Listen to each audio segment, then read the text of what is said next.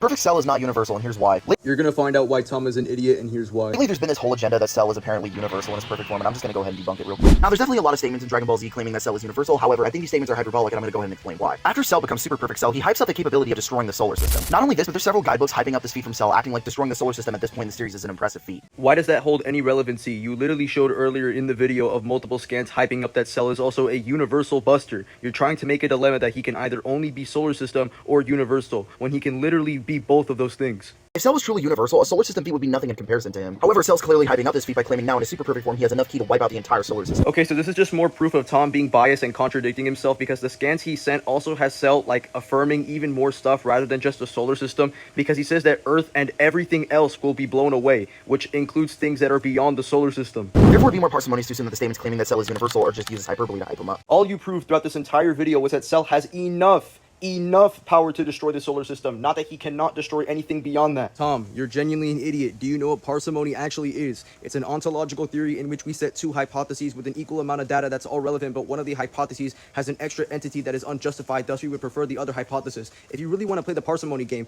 I would say that your interpretation for Cell's power is in fact less parsimonious. So let's say that Cell has enough power to destroy the entire universe with his Kamehameha, right? Going only by what is said within the text and at face value, he would actually scale to universal.